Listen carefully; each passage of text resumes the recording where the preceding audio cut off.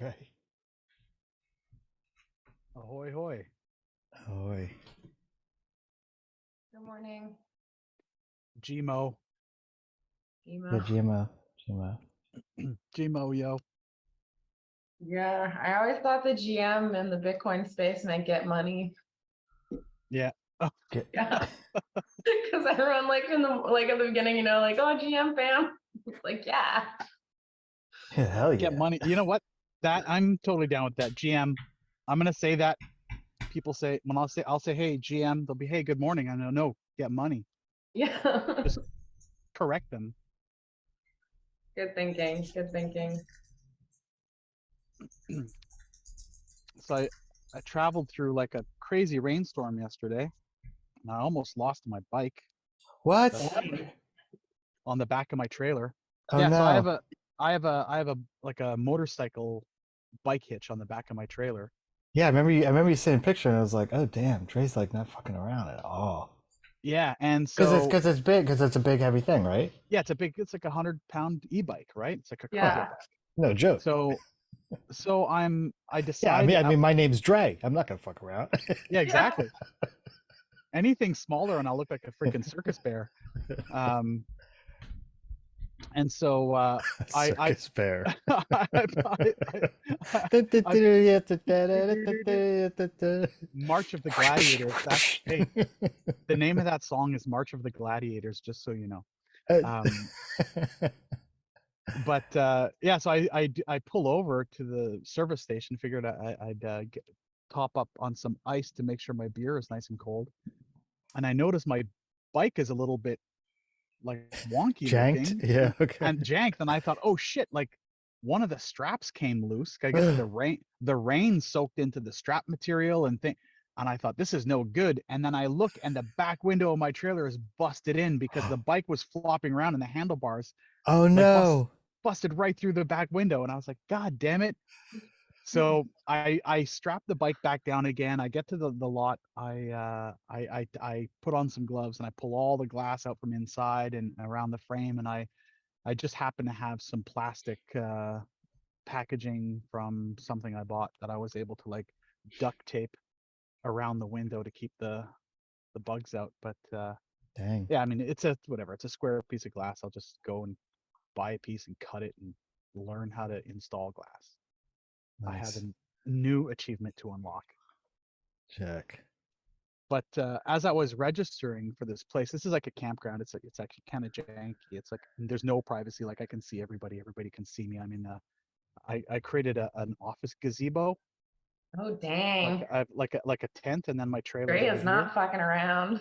Yeah, Look, I you got got like you got a little carpet there, yeah. a little I got a rug, a little little like area you rub your rug. feet. Yeah, you get the barefoot area. I got this is my fire pit area, and then this is everyone else.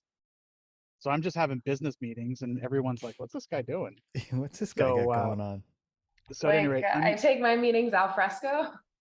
yeah, al fresco.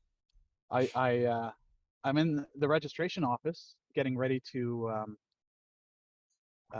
just to register to make sure that they're here and there's this guy who is like a touring cyclist and he's like tall skinny dude in like kind of like janky lycra and he's got his bag and he's just trying to get a place to stay like he just cycled like 80 kilometers or something and they're like, oh no, the place is full up, and they had to call management, and management said, okay, well we can make you a deal, and you can you can camp out somewhere, but Like it'll on a cost you like bike. Like, he's yeah not going to take up space. Like, this is yeah. ridiculous. Well, they wanted to charge him $55, right, which is like the camping fee, and he's like, come on, I'm just literally a guy in a tiny little tent, like.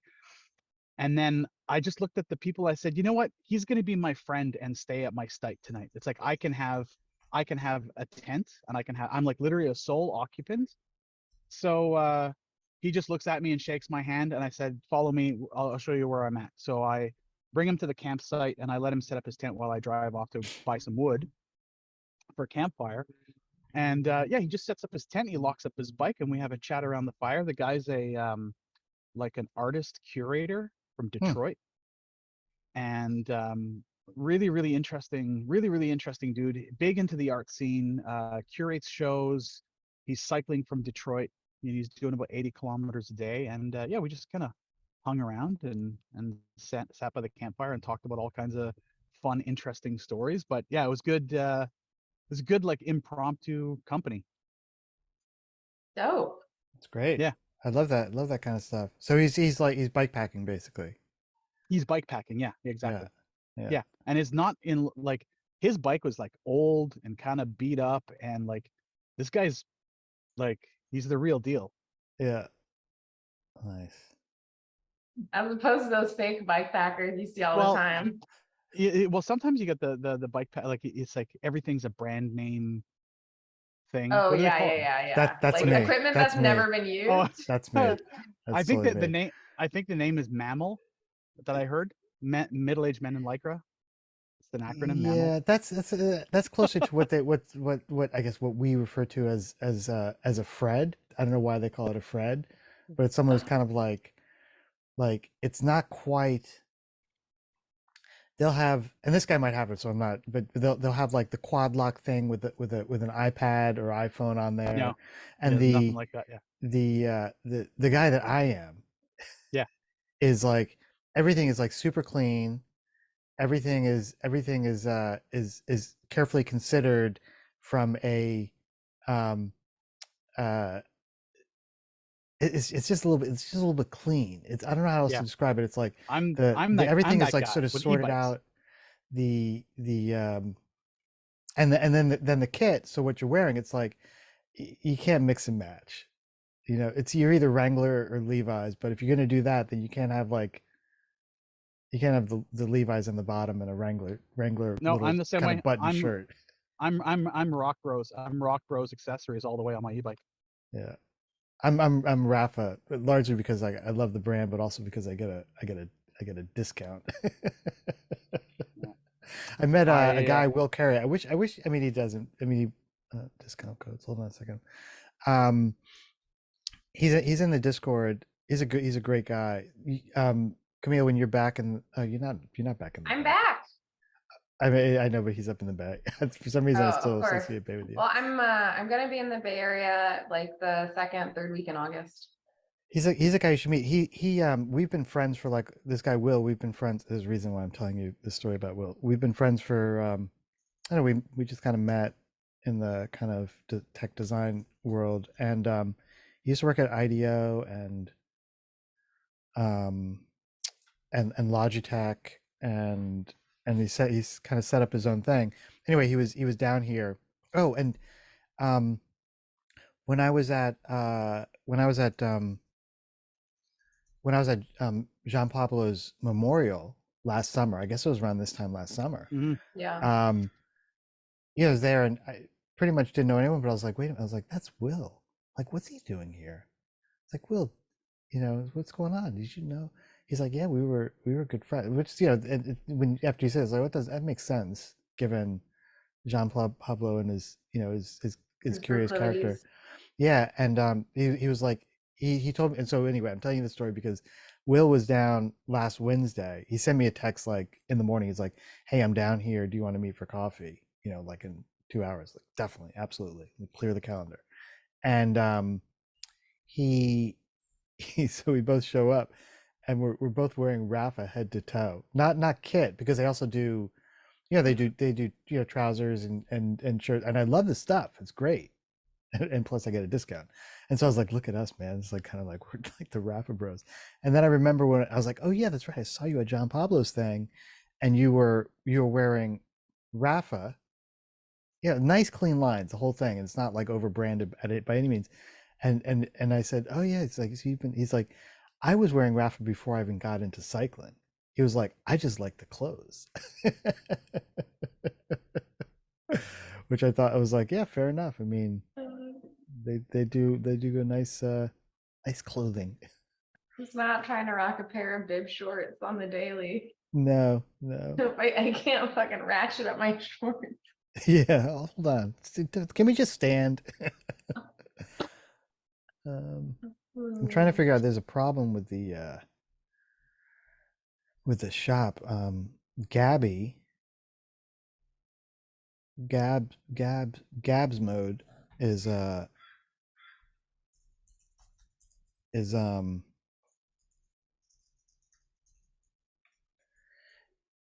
rocking a wants to be like a one of our forward operating bases, one of the near future laboratory forward operating bases in Scotland. And so we've been talking a lot and um, about what that would mean to have like kind of like I think of it as an outpost, and it almost like is because she was where she is. She was like sort of showing me just from her studio. It's like, oh man, it's beautiful. I can't wait to go up there. It looks nice this time of year, kind of thing. Yeah, But it's Scotland like, looks nice for about 4 months out of the year, right? yeah, like just she's like, I can see the I guess I don't know what it is. Would it be the North Atlantic? Um, and just like verdant rolling hills and like and like addresses that are like Blair's farmsteading, Blair's cottages. He's like, does that get you there? Like, how does that does anyone know? And there's some we were also talking about there's I don't know what we were gassing about, but at one point I was talking about like Esalen, that institute. Camille, you'll know it. And so I Oh, was like, duh. Yeah, please. yeah, I've been to the public baths at 2 a.m. okay, Chuck, do we sneak on or something like that? Little you little No, that's the felonious little only time they're open to feline the you. public. Otherwise, it's like only guests at Esalen. Okay. Um, and I was describing it, and she's like, "Oh yeah, we got something like that here, like the next farm over or something." But like an intentional community. Like if you can get in there, so it's a little bit different from Esalen because it's not like you just kind of go and you pat around in a Turkish bathrobe and spa, and then do a little bit of yoga Pay a lot of money, yeah. and pay a lot of money. Um, but it's like more like a yeah, like an intentional community, like something that kind of it made me think of sort of vaguely like the community my mom lives in up in Ithaca. I don't think it's exactly the same, but this one she was like, this is full on like legacy hippie, like Yeah. 60s or 70s sensibilities that just happens to be in the 21st century. Yeah, there's a lot of intentional community coming back. It's like really big in Portugal now, apparently. Hmm. Yeah, my friend, she has like a research project that creates a directory of intentional communities. I'll post it in the side. Oh, yeah, cool. Like, yeah.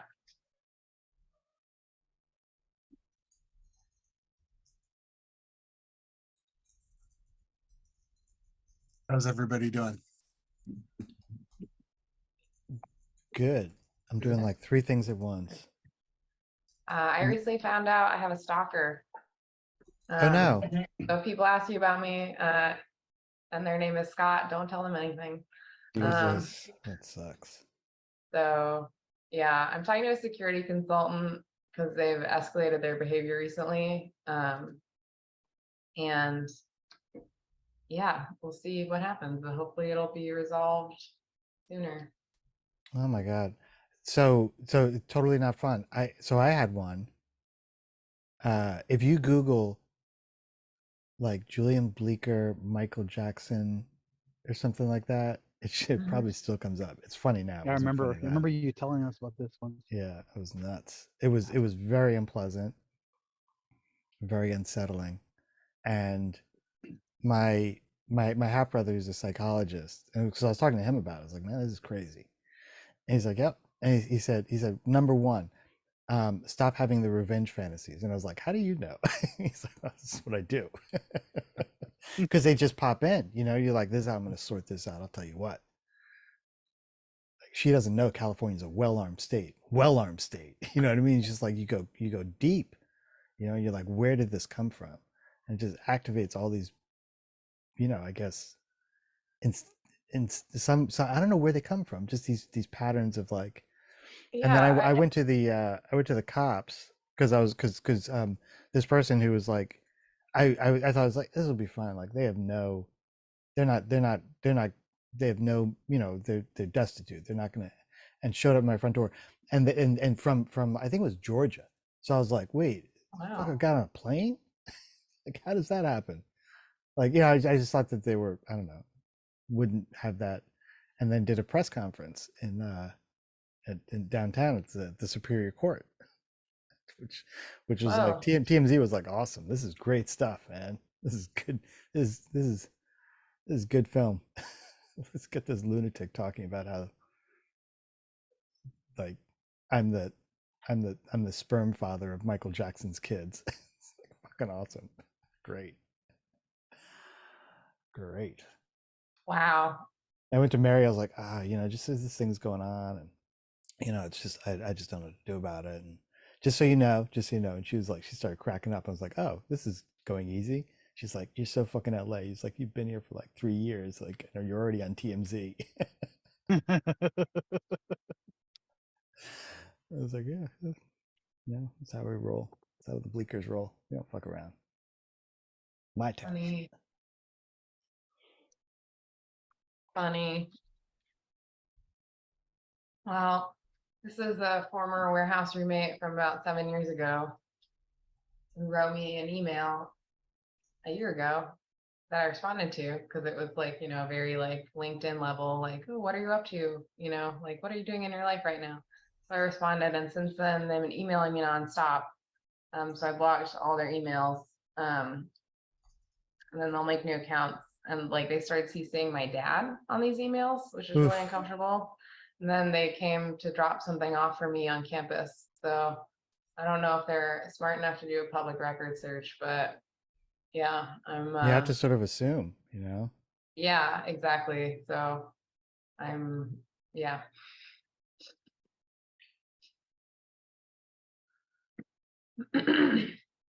So FYI, thank you. Yeah, good note. Good note. Are you driving, Jed? I'm gonna assume yes. I am. This is my. I have like. Actually, this is the last Friday that I'm at my little guy Dash has like summer camp in Pasadena. Oh yeah. Yeah, he's at. Oh, actually, he's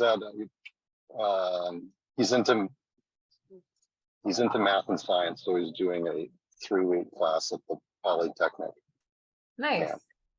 It's all kind of like STEM based stuff. So today's actually his last day of it. And the drop off's like 9:40. So I'm usually driving. I'm like driving from basically 9 o'clock to 9:40 to get him over there. And yeah, so that's why I'm in the car the last couple of weeks.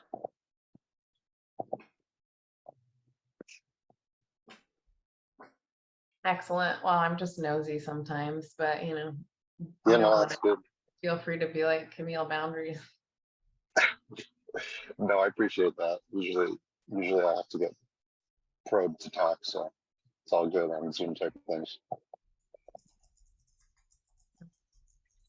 So how are you doing, Drew? Well, I'm doing all right. It's kind of you to ask. Just found an hour in my schedule where nobody wants to talk to me from work. So I came to talk to the real people. Yeah, we My want life. to talk to you. We're always here. Yeah. Drew, I enjoyed your stories of your childhood. I've got many more. I don't want to gross out Julian too bad though. Yeah, I think Julian's a little lactose intolerant. Yeah. I love milk. Like, when I go to my cafe, the guy's like, "And what kind of milk do you want?" I was like, "I want cow milk." It's like, I don't know how else to refer to it. For me, it's milk. Yeah, it's normal milk, Yeah, right? just and sometimes I say like just like normal human milk, and they're like, "Human milk? What?" the-" Yeah, you don't have breast milk here? What the fuck? Yeah, what the hell? Come on, get with it. Check it out, TikTok. I had the strangest dream last night about a coffee house. It was like some kind of pop-up in a parking lot. And you had to walk up all these stairs, and like the baristas were all like up here above everybody. But then when you got up there, like they routed you into like this back of house area, and there's all these people crowding around, and then down outstairs, and you never actually got to the baristas. And so they just routed you completely around them. And then like I went back and like I started yelling at the baristas, "You're not serving coffee here." It's just the strangest thing. Could be because I stopped drinking coffee a couple weeks ago, so maybe that was. So your filtered into body my is craving dreams. it and Yeah. is subconsciously telling you like, Drew, maybe start drinking coffee again. I've taken caffeine supplements because I couldn't kick what was in it, but Do you have that military caffeine gum? I don't. But I just saw some of it when I was searching for. No, it's a chewable tablet that's derived from green tea, and it's got theanine in it, so it's Oh, L-theanine, yeah, it's supposed to keep Yeah. you level. yeah, it keeps you level, which is Yeah. yeah. Plus, I've done in Chicago twice a week now. It's like $5 a drink for like anything. It's like you get off the train, they're like $5, please, just to walk down the street in Chicago. It's Yeah. and my coffee budget doesn't support Chicago coffee anymore, I guess. I hear you. And the like pounds are like $23. It's like I used to roast coffee back like 20 years ago, and so it's like you can't. The green coffee can cost that much. It's got to be inflated. Because we have really good coffee roasters here in Milwaukee, and they make just as good, if not better, stuff than like the top brands in Chicago. So yeah. I'm doing good. Thanks for asking. Hey, Brandel, is that shirt new? Tell us about your shirt. This shirt is like 15 years old, and By Camille Uh, standards. so I found it and resisted throwing it out, and I desperately want a new one, but I have not been able to find one as good. So if you know of any like it, then I will buy one. But sadly, no. My Guess what it favorite is. hack for that is reverse image search. Yeah. Well, people put test patterns on shirts, but normally they're in a big square, and they're not necessarily like the full proper gamut and spot colors and stuff like that. That's cool. And so I really like this one, and so it's been thrashed. But yeah. And I thank you for pointing out the Near Future Lab cat, and I have one inbound, but it's not going to make it here, I think, for my trip to Japan tomorrow. So it will have to start repping once I'm back. How long are you in Japan for? 3 weeks. It's going to be Nice. very exciting. Are you going to go see any interesting installations? You're going to go to Team Labs? Yeah, Team Labs. I think I don't know if we have a tour of the storm drains booked. That'd be dope. But yeah, like the Tokyo storm system is epic. So I would like to get to go along to that. I'm told that there are quite a few things where if you show that you're an Apple corporate employee, that you get cheap or free tickets into various things. So I'm looking forward to doing that as well. How do they validate you? Like, are they gonna look you up on LinkedIn, or if you have like something that's printed out and laminated? Like, I don't know. I'm that's just a travel hack that I don't know about. Yeah, What I is mean, the- I got a Apple badge, which is now pretty old, but great. yeah. What's the Japanese word for Apple? It's Ringo, right? Yeah. Yeah, Ringo. There you go. You just use that. I have a friend who works in media, and because he travels with his like cameras and all his big equipment and stuff, he's this like fake media pass that he like uses. Like, yeah, I'm allowed to have 10 pounds over the limit. That's like I like work Dre. in media. Yeah. Dre does I do that. He that walks with- around with his reflective vest. Yeah, reflective vest and the fake media pass. I use Yeah. I for when I fly the drone specifically, because every time I fly a drone, someone's Complaints. someone's complaining, someone's coming up to you. So if you just put a high vis vest and you just Yeah. put like a media We're- pass, like laminated with your picture, and it just says some random bullshit on it. And walk with People come up to you- intention. walk with purpose. And then and if anybody approaches you, just say, yo, I'm just trying to do my job, but I need to get out of here. Like, I missed my lunch to do this stupid job. Leave me Yeah. alone.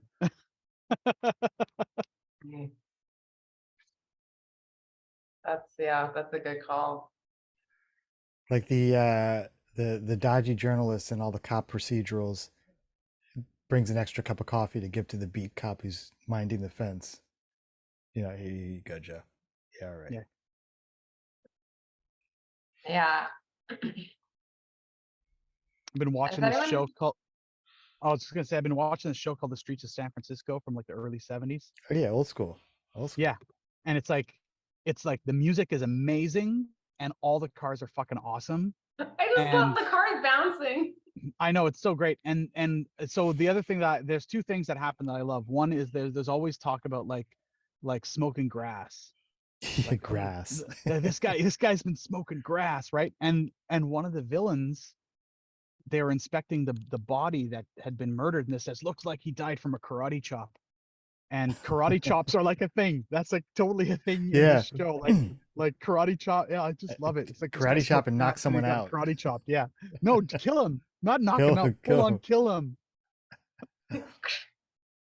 Anyway, sorry, I had to get that off my chest. That's hilarious.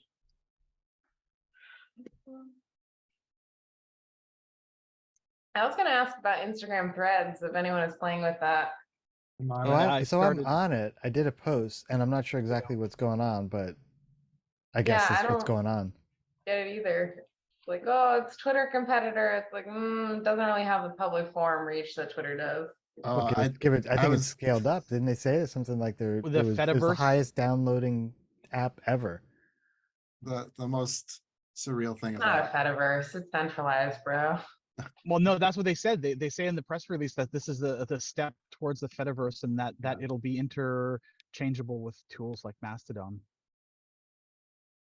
If Or they were smart, interoperable. they'd do that, I guess. Interesting. But, We'll see about that. Well, It's just I don't Facebook. know. It's just Facebook for people who don't have Facebook. That's all it is. Yeah, that's why I haven't really been playing with it. I've just been reading about it. Yeah, I posted something. It's just like, I don't know. It's just very noisy right now. I don't think it's gonna stop being noisy. The most surreal part about it is that Elon Musk is such a tool that he makes everybody flock to Mark Zuckerberg's arms, right? When he opens up a social media tool. I mean, that's to me, that's just and then Zuckerberg is on there and like pushing pictures of like him with his baby and like just trying to be Oh, very gross. like, relatable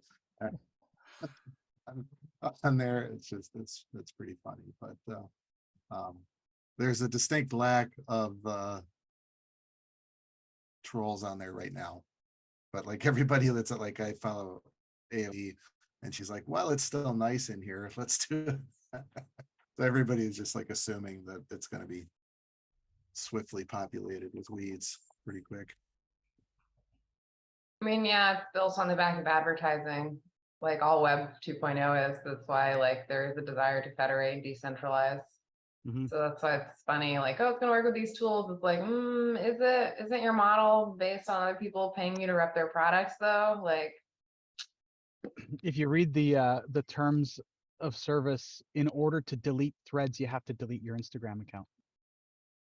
oof, oof. Yeah, that is rough.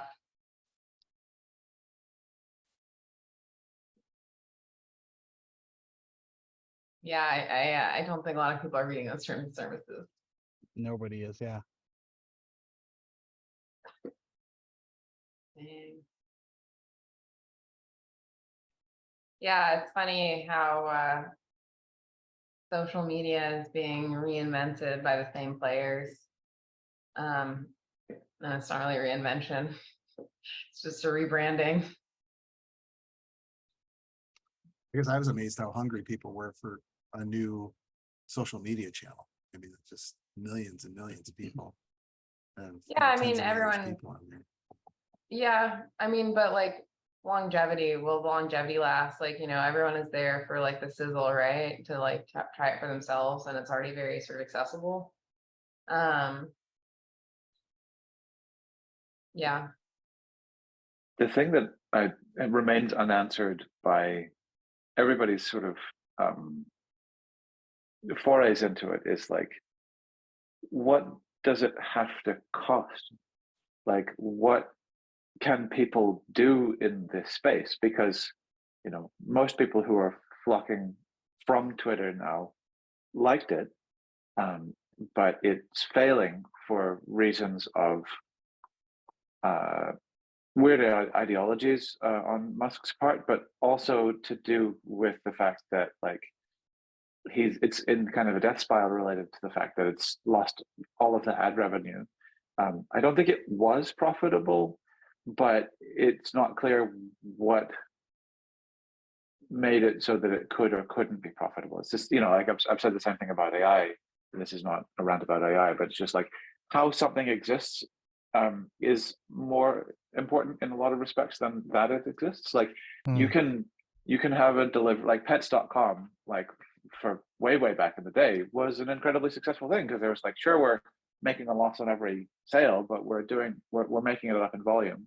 And like, yeah, you can provide a service for people, but there needs to be some value, and that in a longer term sense should be something that people can countenance, and so that you have a broad sense of the limits of the enshittification you're obliged to engage in. And so for me, like I don't know what those parameters are for Mastodon, for Blue Sky, for Threads, like all of these things. Like, what does it cost? Because the thing is, like one of the things that people said about Facebook is that like the actual cost per user, like in terms of what how it's the experiences were debased over the years, were yielding very little money. So like if you were able to have like an adult conversation about like, it costs this much to do this, like how are we going to get it, and what are the different genuine options that we have for it, like a number of people would have paid money for it.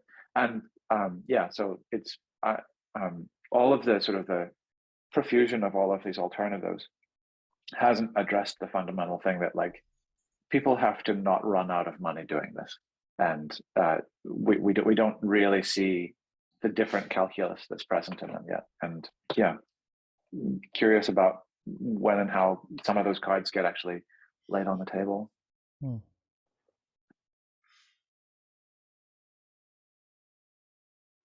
Yeah, I mean, I've like when Elon bought Twitter, it was always my thinking. Elon.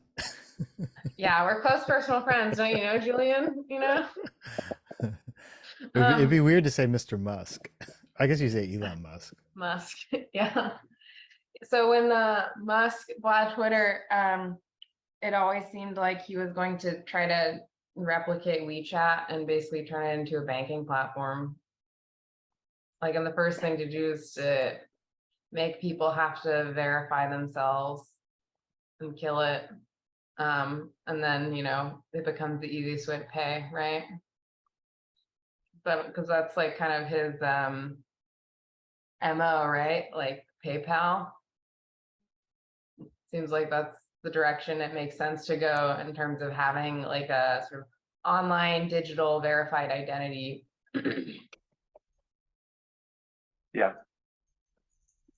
So I'm not surprised that he's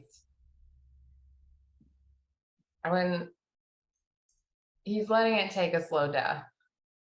And then I think it's going to get revamped in a big way for banking and like identity verification, record keeping and stuff. Because already like you have to like show your license or whatever, right? On that platform. Really? Oh, on Which one? WeChat. Twitter, is that? I'm sure not. I mean, just all the No? trolls Okay. on there. I I would I've never guess. shown- I don't know. I don't think Well, I've to shown get it. verified, Blue check, right? maybe. Oh, maybe for blue check. blue check, yeah. And so it's like now it's like, oh, you just have to pay a little bit extra to get blue check, and like it's worth it for enough people to maybe do it. But I don't know. I mean, Facebook has proven in the past that they're able to compete by copying, social media, like with reels and stuff. So at least stay competitive. And then because it's a legacy platform, more people are already a part of it and stay on for longer, but it doesn't necessarily grow into young markets, if that makes sense. Yeah. I read that Elon was Drew's also close personal friends. It's not just me. it's was yeah, I missed the last barbecue and I think he's mad, but I heard he was suing Meta for poaching employees, which I thought was just the funniest thing in the world, since he like forced like over half of the staff to like exodus. It's like, who was left to poach for threads? And who did you just pick up because they were on the street corner in front of Twitter? Not only that, but the circumstances under which they left meant that, to the extent that there were non-solicitation and non-compete agreements that would have been enforced, they which, you know, in for the most part are not enforceable in California, they were voided by the lack of redundancy pay and other sort of provisions. And so even in and where there are circumstances that would have allowed for competitive protection of various aspects of the IP and some of their sort of capabilities and institutional knowledge, that was voided by his hurry to get them out the door to reduce costs.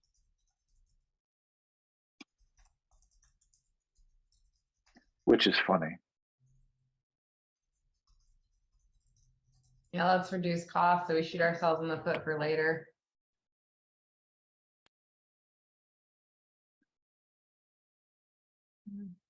I guess I can give a quick, I don't have much of an update, but I can give a quick showrunner update on the record. Yeah, Before I have cool. to bounce here.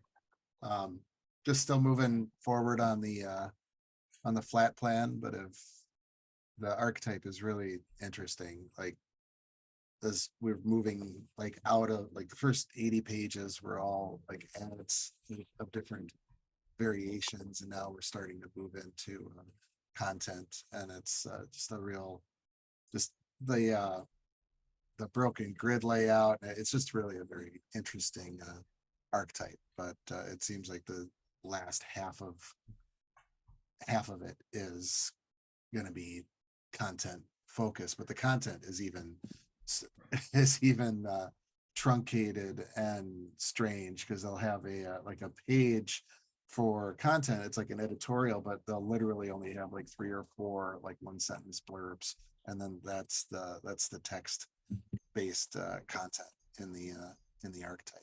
But moving through it and hoping to have it ready here in a week or two for the next stage, which is TBD, I guess.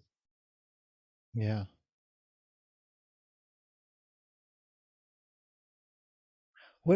Drew, I'm curious. In the as you're working on this, so you're like in the weeds, as it were, like a couple floors up from being in the weeds. What do you hope happens with the project for you? For me, Yeah. um, Or what do you want to get what out do of I it? want to get out of it? Yeah.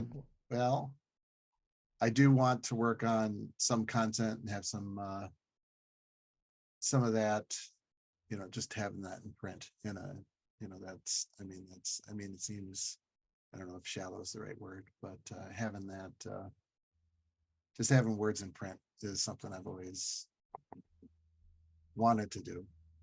Understanding the archetype is really interesting to me, and learning about the industry, like my secret confession. That's not so Yeah, secret that's right. I anymore. love that. It's all over the internet, but that I've been a secret fashion nerd for forever.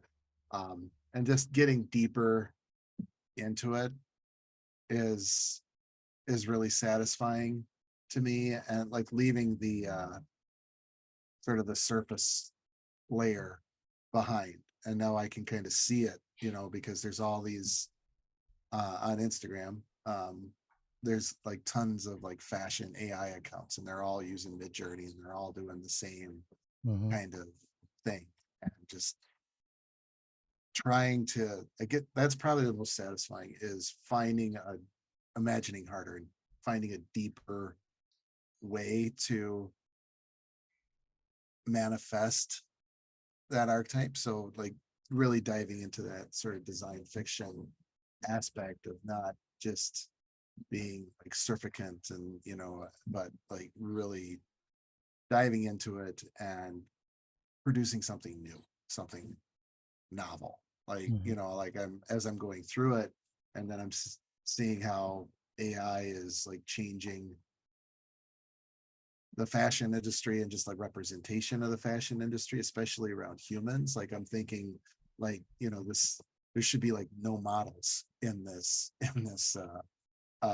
you know, fashion magazine from the future, right? You know, like it's all like focused on like materials or the, you know, making or something like that. But like that's that that bit is really really intriguing to me, is like the representation of humans by AI and like the ethical minefield that it is, right?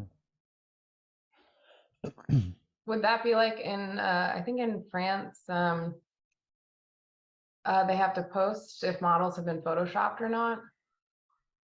Like a few different countries, I think, have laws around that. Like you have to like let people know. And Yeah. like, would that happen? You know, this isn't a real human, you know, or like a style yan who's been applied to this human or something. Mhm. Just like as a means of, you know, mitigating potential, you know, further. I don't know. I just think about like the way like people experience body dysmorphia, you know, and like eating disorders and whatever. And a lot of it is because, you know, the culture they're fed Yeah. is Yeah. the way it is. So like, would the United States ever be able to pull it off is the real question. Because we haven't fucking yet. So I don't know why AI would fucking motivate that difference. Um, yeah, no, I'm just like the representation of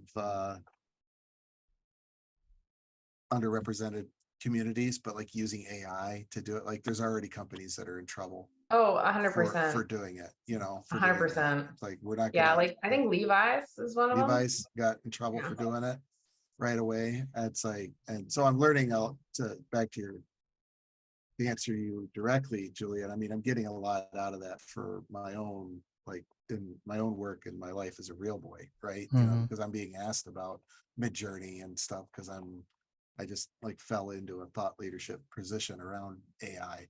And so, you know, so at least I have that sort of deeper understanding because I'm, you know, actually going to create, you know, helping to create this design fiction that is going to be largely, you know, populated with AI, you know, derived images. So Yeah. Yeah. I guess one of the, so that's good. So it's good to hear that. And I want to find the way to have more conversations, deliberate conversations about you know, particularly with the showrunners about what we're doing and kind of why we're doing it in order to better, in order to like Jed and I had this talk. Jed was really good doing this. I don't know if he's still there, if he's like pulling a kid out of a car or something, but um the okay, so how do I describe it? So not the same but similar experiences Jed and I have had with doing projects. Still listening. Okay, good. And so chime in if you can, because you had a better way of talking about it that was very direct, than I feel like I'm able to right now. But where, I mean, just to be blunt, like there were not aligned interests, and so we got fucked over. We were the ones fucked over. And Jeb was really pointed out in a way that I don't know, I wasn't able to surface, like where why those things happen and how you can prevent them from happening. I'm talking about the things where it's like you have people who want to be well intentioned about what they're doing and why they're doing it, and something gets screwed up, and it always gets screwed up when it's like when it's I don't know, I don't know why it always gets screwed up. I think, yeah, just somehow there's not a clear statement about what we're doing and why. Yeah, go ahead, Jed. Well, yeah, I'm not trying to see, engage with, I guess what you're, yeah, I mean, yeah, abstractly, it's sort of like when people don't have maybe the same expectations, or it's not formally set to what every party's doing, I guess is maybe one way of saying it. Yeah. And then you know, it leads to fallout in different ways, and so, you know, having perspective on having experienced those things in our lives, you know, over time, I guess I would say that the more clarity you can have up front before everyone goes farther and farther down the rabbit hole together, then the better the outcomes can be on the other end. That makes sense. Mhm. Yeah, and I think maybe this so it came up and it was like it was awesome that Jeb brought it up because well, maybe in particular, like our ambitions for the Android's Dream project are like pretty epic, and it might be different for other projects. It might just be like, I mean, sort of what I'm, and that's because maybe part of it is because like Jed and I and other people probably, but just in this particular case, well, first of all, we know each other really well. Like we've known each other for fuck, I don't know, probably since like 2005, 2006.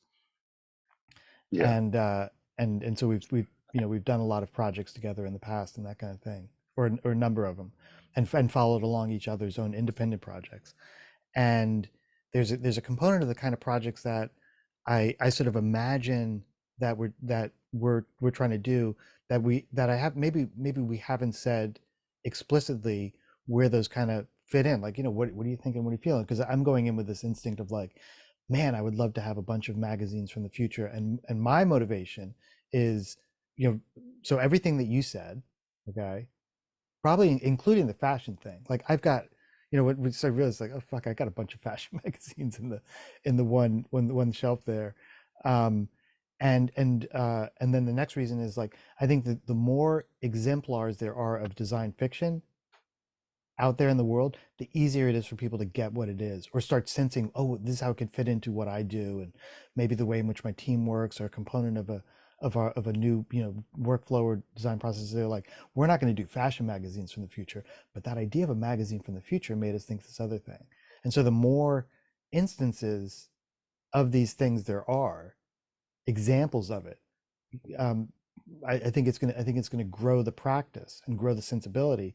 And my I think absolutely correct and possibly naive take on that is that then that'll be great for all of us. Because presumably to one degree or another, there's a component of this that, you know, in some way we would all like to be able to engage in professionally, not just, you know, weekend hobby stuff. That's what I think. I think the more you see it, the more you hear about it, the more books and blog posts and design fiction dailies and whatever, you know, all the other things that we might do, the more opportunities, you know, Drew, you have to, you know, in a slide deck be like, and here's another thing. Mhm. Here's another project. You know, this is a, you know, what, you know, here's ABC Solar Punk. This Yeah, is, and you can tell the story about it yeah. and how it worked. So that's part of it. And then the other aspect of it is that speaking specifically to the magazine project. I mean, when Dre and I and Patrick did the magazine for the autonomous vehicle company, like we're in the midst of it and we're like, this is a business unit. You know, this is magazine from the future.com. Oh, it's available. Great. Let's register that URL. And, you know, let's try to use it as a platform, because I felt like, well, first of all, it was fun. And second of all, it's like, I mean, I absolutely believe it's a viable way um, of, you know, imagining possible futures that has commercial potential. By that I mean, I feel like I can sell that. Like if someone comes to me and they say like, I don't know, what do you guys do? What's on the menu? You know, magazines from the future. You know, you can show the whole thing and talk about it and that kind of thing. And then it becomes a thing where it's like, you know, I guess the dark side of that is, you know, Drew, you come along and you say like, hey, I mean, I made that magazine. Like, where's my end? Like, why are you not calling me in on this project? Is the, you know, is when it starts getting a little bit dark, or you just feel that even for a moment. And so trying to navigate that and manage Yeah. that is important. Yeah, no, I get that. I get that. I guess I'm in a little bit different space because I'm using it, you know, as you're speaking. Like I'm not quite in your space yet, because I'm using it as a vehicle to learn design. Because I mean, really at the core, that's really what I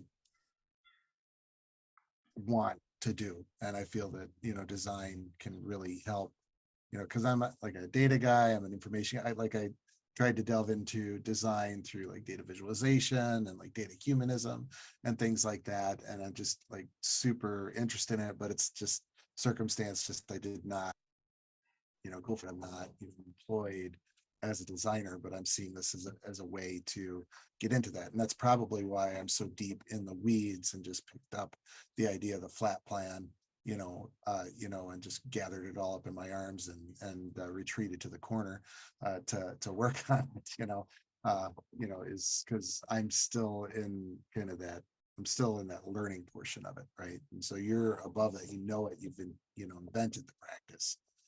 But there are people that are like coming up through to where you are, right? To the understanding that you have, if that makes sense. Yeah, yeah, I totally get it. And so I think maybe in the particular instance of the project you're running, I think us just being, I guess just having this conversation, it's just like an alignment of intents Jason, yeah. and motivations. And um I feel like I think in a similar way, like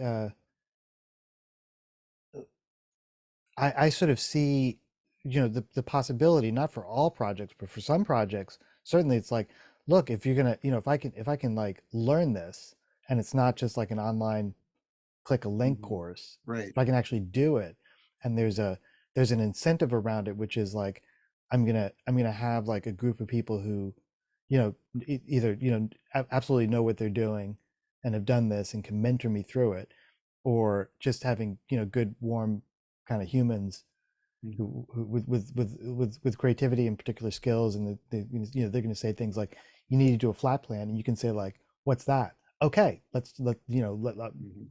let's find a time, let's get on the blower, we'll talk through this, we'll learn new tools or things like that. Then that to me is like super, that's amazing, to have like a community that can provide that, Yeah, and yeah, that's do, and 100% create why these I'm here, tangible right? things. Yeah, it's not an online certificate or anything, but it's more of a apprenticeship, sort of a virtual apprenticeship in, because design fiction touches all of that design stuff that I want to get better at anyway, right? Yeah, yeah. But It this would, is I would love to be able, I mean, find the way. I mean, we'll figure it out at some point where it's like, because you get these emails, like people are like, hey, do you have any internships? And it's like, I got you, I got better than that. I don't want you to get my coffee. I want you to pick up my dry cleaning. I want you to participate in this project. Mhm. And Actually, then you get a thing. Like, I think this, I think I said something to Thomas at one point, and then he was like, I saw the light bulb on his head go bing. Whereas like, man, you're gonna have this fucking awesome portfolio piece. And it's not gonna be some bullshit kind of just like flat screen concept UI flow of some app. It's gonna be a thing that you can plop on someone's desk and say like, I did that. This is the kind of guy I am. And whatever. He's kind of curious about what it would take to actually set up his own studio, doing stuff, right. or I guess I would say worst case, get a job. Speaking of which, I got 5 minutes before my next work meeting, but Yeah, with my work family that I do love. But yeah. it No, really I is a don't great want to place to work. diminish the Really, value of jobs. really They're is good a good things. place to work. But it's been I'm enjoyable. actually bummed that I can't get one. That's my thing. We can work People, on it. people are like, There's a what? No cubicle next to me. way. You're too There's off a the cubicle hook. next to You me. can't sit still. God damn it. Very good. All right. Bye, everybody. Hey, take care, Drew. Good speaking Thank with you, you. Drew. Yeah, jobs that match with personal alignment are hard to find. Hell yeah. That's why I know Dre's made his own job, Julian's made his own job. I think Jed maybe's made his own job. Is that accurate? I would say that's accurate, maybe, right? What about you, I kind of Randall? I have bullied a lot of people inside Apple to make the job that I have Good man. exist. Good man. No, it's like genuinely like for years, because I've been doing like word processing and text in VR since like 2016, and just kind of breaking Safari in all these kinds of ways to be like, this won't work this way once it gets into VR if you ever do that kind of stuff. Before I knew that it was happening, and then especially after, yeah, so like they kind of started my team for me, and so it's really exciting. But yeah, it took like 7 years of of squabbling with people and kind of pointing out problems and coming up with entertaining opportunities and things like that. Dang. So that's the persistence method. Mm.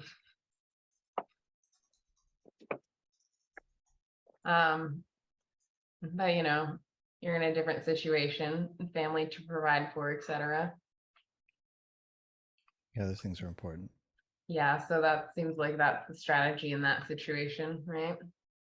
Well, the other thing about it that was really interesting is like there are things that you could do from outside big tech, but there are also things that you can only do from inside, and things that you can understand, not because people inside it are smarter, but because the people inside are the only ones who get to pick.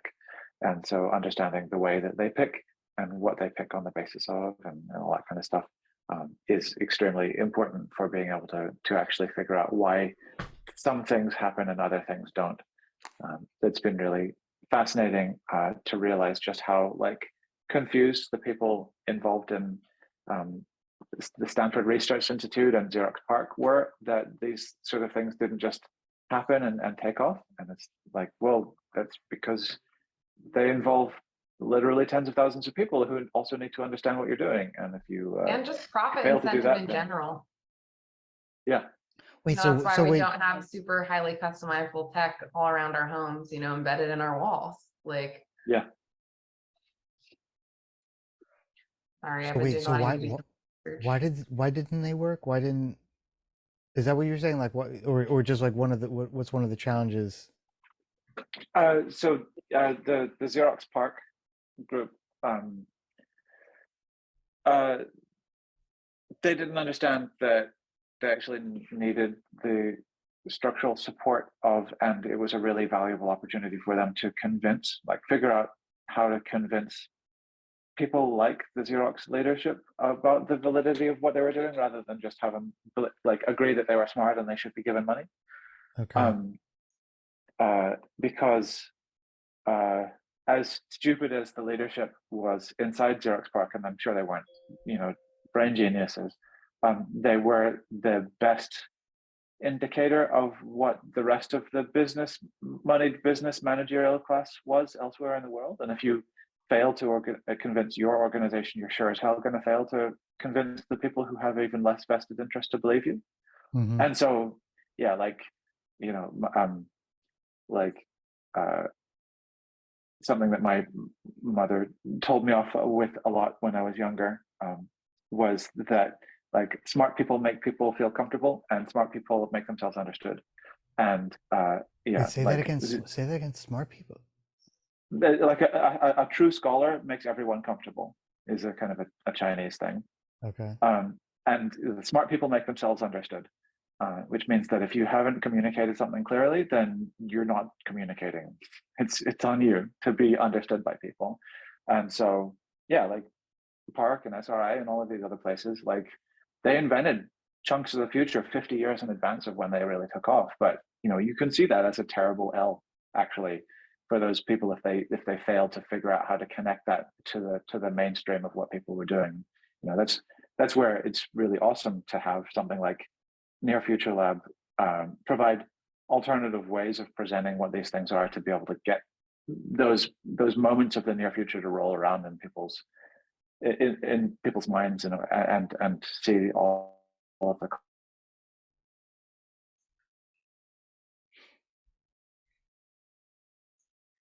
consequences of them.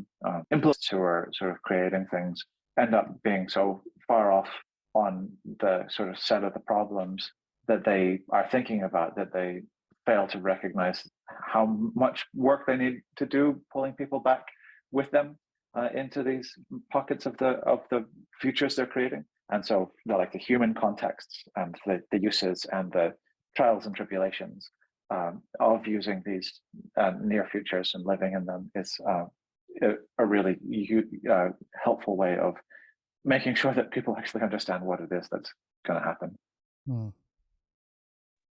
There's also the like, I think you can just be ahead of the zeitgeist, and then there's nothing you can do. Like it doesn't matter how much you explain. Like I remember every presentation that I gave in Nokia in the 2000s, you'd have to start off by explaining what augmented reality was. Like you'd have to define the terms and what it is and why it's for, and like eventually the project was closed down, and about 3 years later there was the first big hype cycle with AR, and so then everyone's telling me about it, and it's like, this is great, we need it, and it's like, yes, we were telling you that kind of like constantly for 5 years. But it's, yeah, like you there's, I think now I've just made peace with that. Like there's really nothing you can do. It's just like you're not at the right time. And like same thing, like having this mechanism to explore those ideas kind of decouples you from that a little bit, because you can be in the zeitgeist you want to be for the purpose of exploring the idea. Say more about that last bit, because you went because my my blood kind of just like simmered a little bit, because like, yeah, man, you go through that thing where you're like, hey, I spend my time in the future, that's why you guys pay me. And so now you're just kind of shaking your head, and it's like, now it's coming back, and it's like you start going through your file folder and looking, here's the deck, here's the other deck, here's the one that I presented to the board. So could you please bless me with the ability to just make decisions independent of your knuckleheaded ways of seeing the world. I think that's like shitbird middle manager, you worth nothing. Scrape the shit off your heel.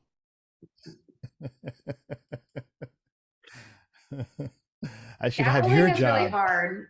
Scaffolding and teaching and stuff is really hard, and that's essentially what David's talking about. Like, people don't even understand the baseline, and you're trying to jump off from that baseline, so you have to bring them up to the baseline. And that type of scaffolding is really hard, especially, if it's just like, oh, let me give this presentation, which is why I think like part of kind of the side effect of sci-fi media existing is a means to scaffold people into like how to think about the future, right? Yes. Like 100%, because like so often it's like, well, there's no what like is that scaffolding? What do you mean by scaffolding? So scaffolding is the term used in teaching when you have like students come to a classroom. There's an assumption that they all have generally the same knowledge, but sometimes they don't. So you kind of have to scaffold some of the students up, whereas other students have that knowledge. For an example, my buddy's a welding teacher, and he was like, yeah, like some of these kids hadn't even used a tape measure before. I had to explain to them the difference between metric and imperial measurement systems, but some of them didn't even understand how to measure anything, right? So it's like, you can't even get to, here's the difference between imperial and metric before you can get to, here's how to use a tape measure, and if you measure something and you can measure it very precisely, you have the ability to then make it. Okay. Right. So like some students in this class hadn't measured anything. Other students in this class were like, yeah, I work on my dad's car with him in the garage, like, are we using like metric or imperial? Yeah. Right. So it's like when you have a bunch of students coming into a class, you have to get everyone on enough of the same level so you can all progress forward. So yeah, the term is scaffolding. Yeah. But you're only getting them for like 5 minutes, David. You're not getting them for like 9 months out of the year every day, right? Yeah, and they're not incentivized to like learn. Like that's like that's like, vegetables. Yeah, why am I going to care about this 30-minute conversation, right? Why am I going to care about this presentation? I'll either like it or I won't. Yeah. So what do we do? How do we? There's got to be because I'm not prepared to just be like, yeah, sucks. Anyway, what else is going on? It kind of depends on what you want. Like if you want to play in where you play, then at some level you sort of have to make your peace with it. But if you want to drag the world along, then there are a different set of options, which also means kind of um, uh, taking a step back and trying to figure out where people are. And that's what I've decided to do, is to be like, okay, so CSS has colors, but if it exists in space, it needs to have reflected colors. That means it needs to have shininess. And so I'm literally pitching that next week. And like, but Amazing. it's not like that. It's pretty like, it's not groundbreaking, unfortunately, but it is essential to do the future that I actually care about. But yeah.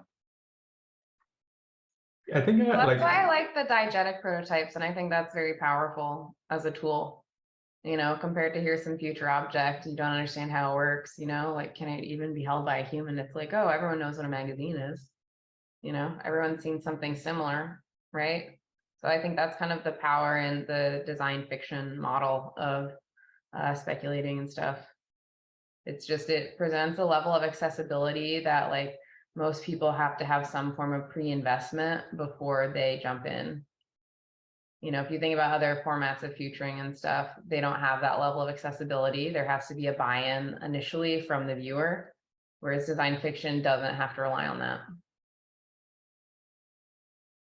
I think the verbs that we throw around a lot, like feel, like you feel into something, like instead of having it be this, because my approach a lot of time was to be very engineer, like give someone an analytic breakdown and bullet points of why they need to Totally. care Yeah. about this, and it's just You and like me.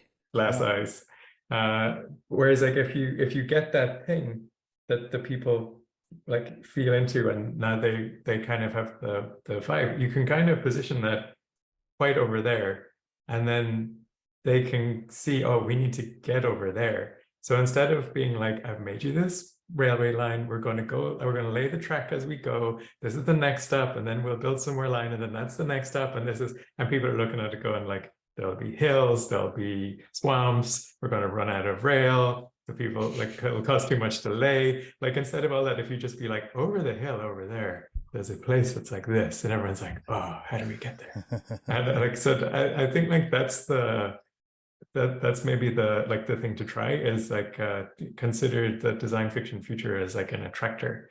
Like, Yeah. if we set it up just right, that then people will themselves be trying to figure out how to get there. Whereas my approach that has failed so much is trying to explain to people step by step how we get there. Like, I've surveyed it, like I've kind of gone into the wilderness with my machete, and like, it looks cool, and now I'm coming back, and now we got to build a road, and everyone's like, I don't know about that. Yeah. Yeah.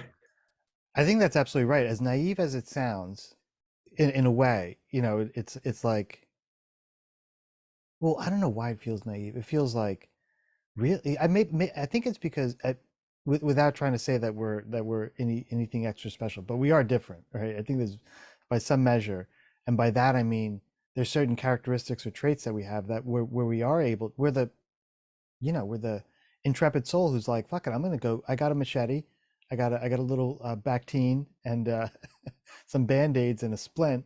I'll be back. Let's see what happens. And you kind of go out there, and you come back, little tattered, mosquito bites. Be like, oh man, you should have seen what I saw. And so and I think it's that, like, coming back from that and telling the tale, in a way. And that's why I say it sounds naive, because it seems so obvious to me, but I think for a lot of people it just doesn't.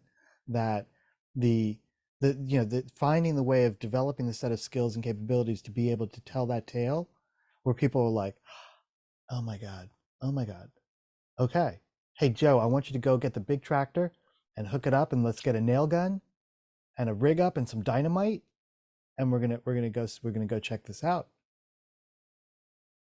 or something, and it's one of the things that it's also come up in other contexts, which is, and I'm only saying this because I think it's a useful lesson that probably we can all feel into, whatever our politics, is that the left does a shitty job of telling, of imagining possible worlds, just terrible. And the right, which I don't tend to align myself with, does a fucking awesome job of world building. you know, as cockamamie as it might be, you know, whatever. And that was it was actually Tobias who said that to me. I saw him, Tobias Rebel, months ago, and I was like, man, That that was is a on fucking awesome insight. the podcast interview that you did with him. Yeah, yeah, exactly. When he said that, and I was just sitting there on the other side of the table, just like stunned. It's like, man, that's it. As in one example, I mean, I think a lot of his work is more directly politically motivated, which is awesome. We need more people doing that, and mine just happens to be less of that. But you know, but just realize, seeing it, hearing it in those terms, what are better ways in which we can tell stories of possible futures that aren't just you know, a pie graph saying like this is how much market share we can get, or I'm not saying market share stuff isn't important. Like I'm dealing with that right now, just trying to trying to move books to our very meager audience, and having fun doing it. Yeah, I think it depends When on. Oh, oh, please, go Dre, ahead. go ahead. I was gonna say when I do like a design fiction daily, you know, I try to let the visual do all the work, as much as the work as possible, and I just kind of I write a little something just to kind of comment on on the visual that I'm posting, and I deliberately don't over explain, because I think that part of design fiction is less about trying to tell the whole story and more about, you know, here are a few things that's going to open up a bunch of questions, right?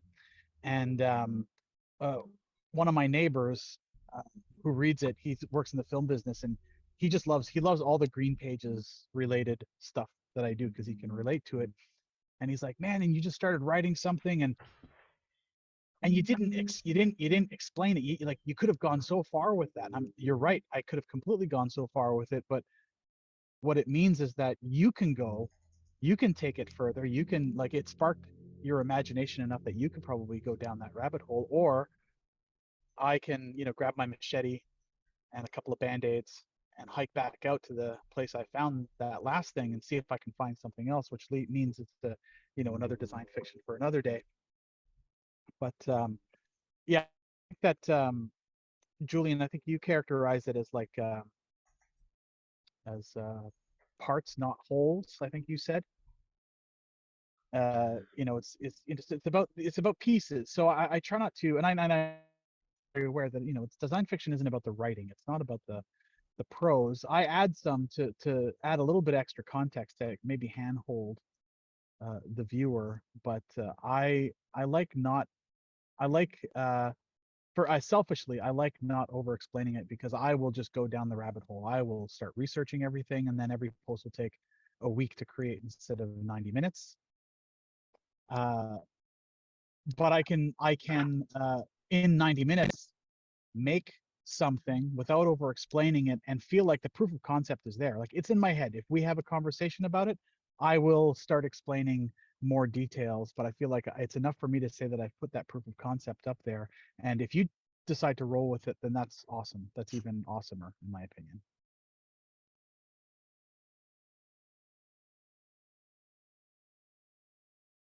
I think there's something in there about the, yeah, and help me out because there's a much more pithy way of saying this than I'm gonna. But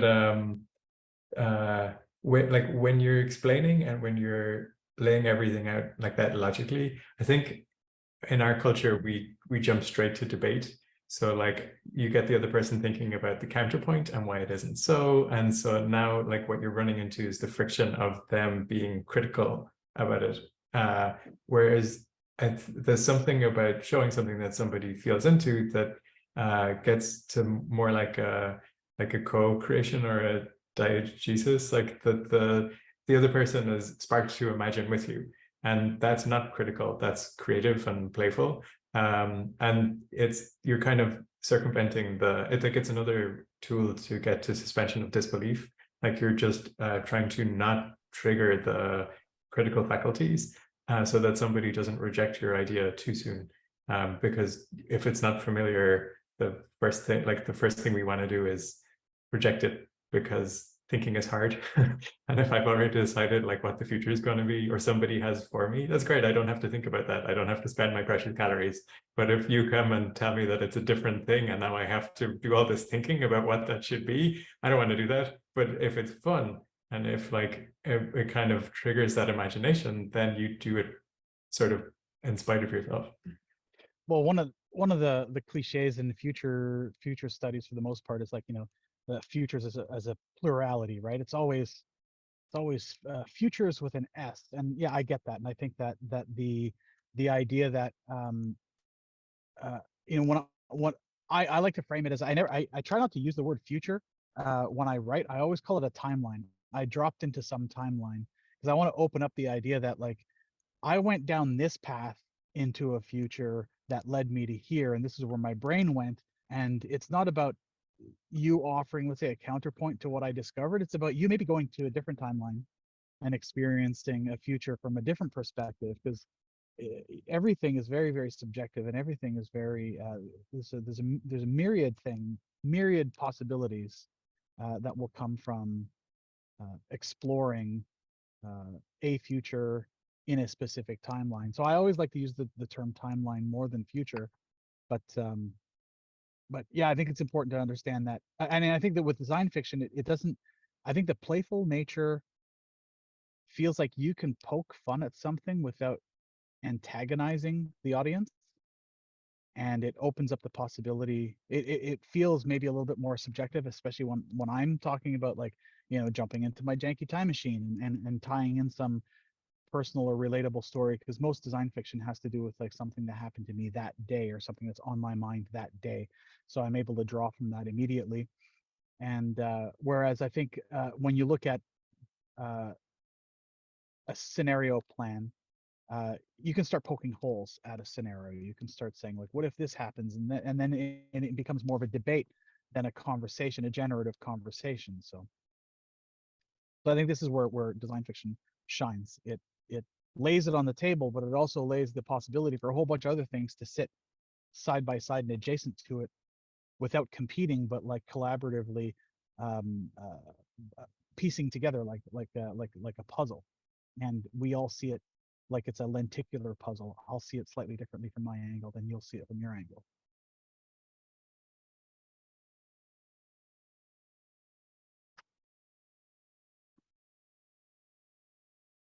I really like that. It's like it doesn't collapse the possibility space. Like you just throw it on, and it's additive.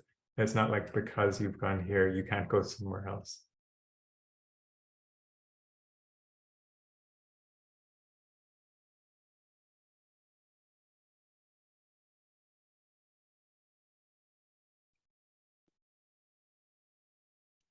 I like the term collapsing the possibility space. I'm gonna get that tattooed.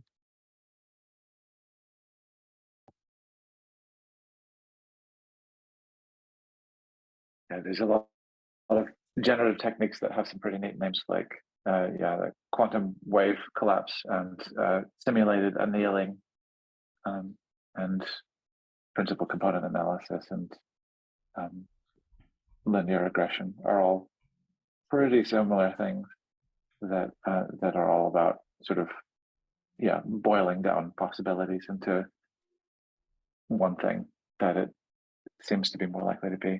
Another thing that I was thinking about with design fiction, like sort of presenting an artifact, is that it's because especially if it's a tangible thing, then it rather than being a proposal for that thing, it's a proposal for what else, which is really fun.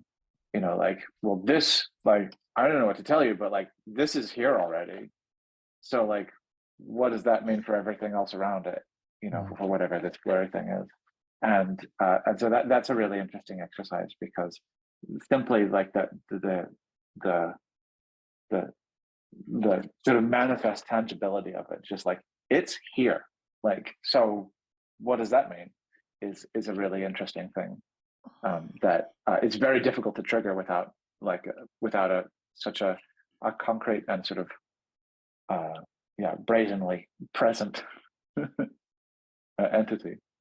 That's why I'm so like attracted to the object building part of design fiction.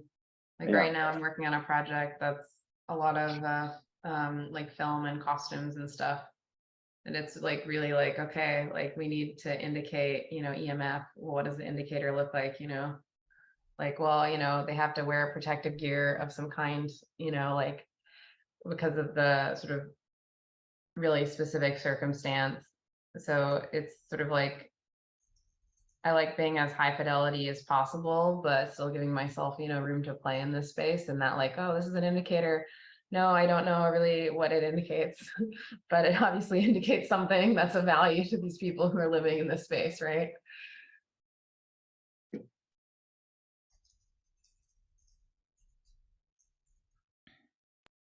Also, the proposal not just for the thing, but for the what else, like the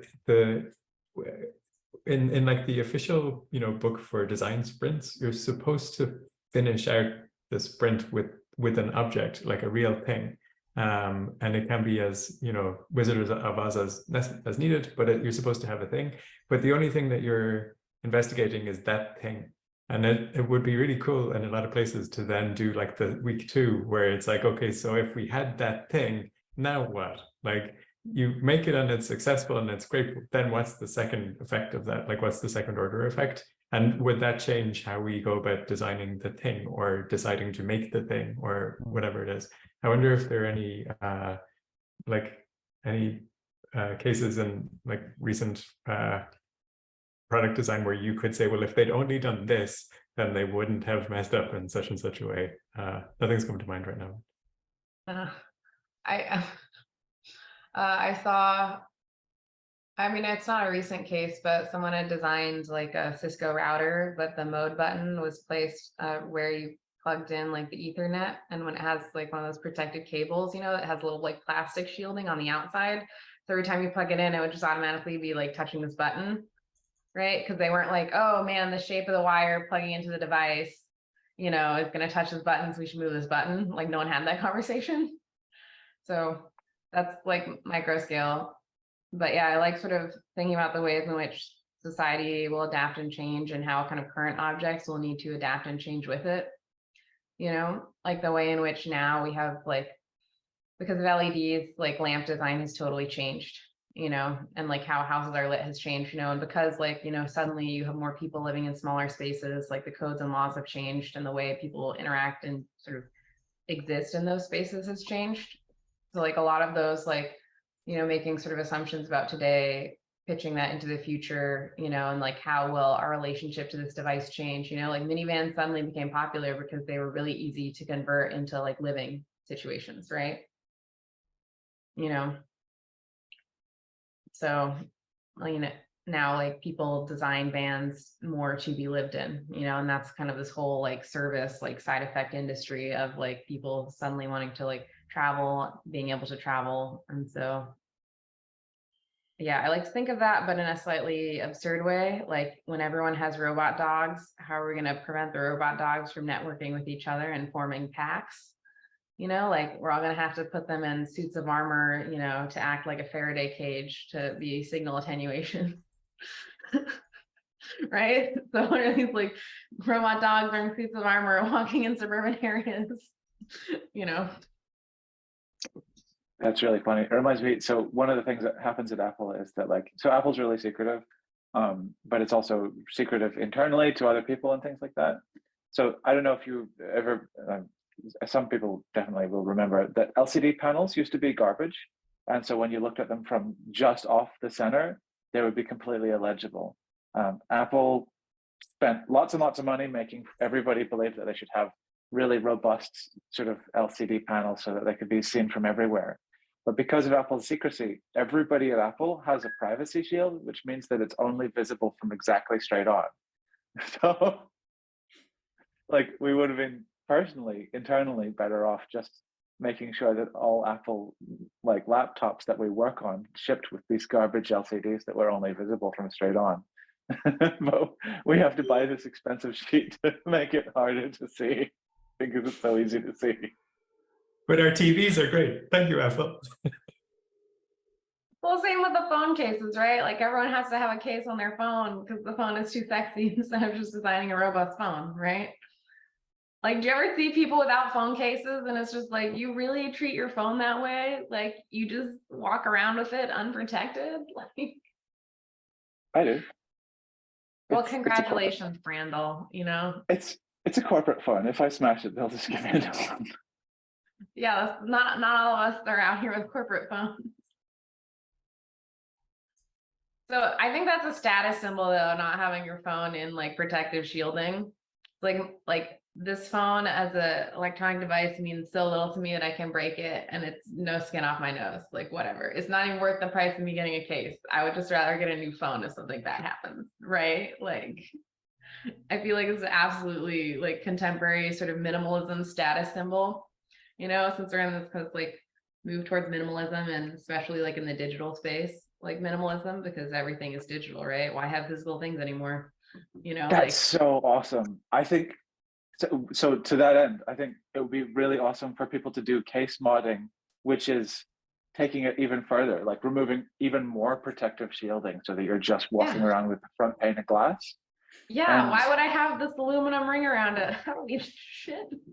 I Like, love it. I love it. And I mean, and Saudi, fail children will love it too. Like just because right now they're encrusting them with gold, right? And making them, but it's bulky, it's yeah, whatever. no, But like, that's poor people shit, Brandel. right, no, Gotta get exactly, to that exactly. the billionaire. Like, I don't need to protect it. You know, if I need another one, it's no big deal.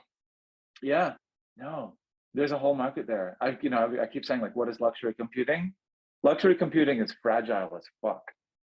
And they come in blister packs, and you open them with your daily disposable contact lenses. Yeah. That's amazing, Dave. Like that needs to be a render. You know, the extra phone for when you drop yours. Right, thanks for that. That might have to become a DFD. I love it. Yeah. That's funny. That the idea that like in the what is it character rehabilitation world, when someone defames your character online, it's like you can't delete stuff about you on the internet. The only thing that you can do is put more stuff on the internet to push down the old stuff, right? So you could do the same thing with the phone privacy, so that it's Adversarial like, AI.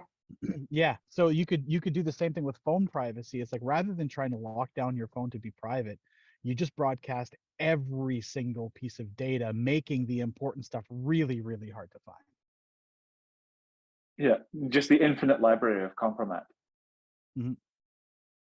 There was a plugin, I don't know if it still exists, but for browsers that every time you did a Google search, it would do 20 other spurious Google searches. So that was just to like spam your Google model of what you were interested in with just like all kinds of arbitrary stuff. I built a thing like that 12 years ago, where it was basically a website with a bunch of iframes, and every single iframe, what you could do is you could set the browser. It was a Chrome extension, so you could set the browser so that you could adopt a persona, so that you could say, this is the persona, and it would just start Googling keywords that were relevant to that persona based on marketing information. It was originally designed as a way to circumvent, a way to, I called it haystack. So it was a way of like hiding anything that was on your computer because if you browse stuff, you start seeing ads on your computer and it's very relevant to you, and you're like, they know too much about me right now. So you can haystack your stuff by having a website with a whole bunch of iframes, load all kinds of stuff. So it looks like you're a farmer, it looks like you're a pregnant mother, it Or looks like you're just weird, and then the algorithm always assumes like, you're a man. Like that's what I get a lot. Like oh join yeah, this well, men's community. Just like what yeah, the fuck? I do get some of that sometimes. But what I do like about it, it turned out to be a useful tool that you could actually run this iframe with a bunch of refreshes for for a day or two, and your computer would be so fine-tuned to that demographic that if you just went to Facebook or if you went to anywhere, you would see all the ads that were hyper relevant to that demographic. So it ended up becoming a really useful research tool.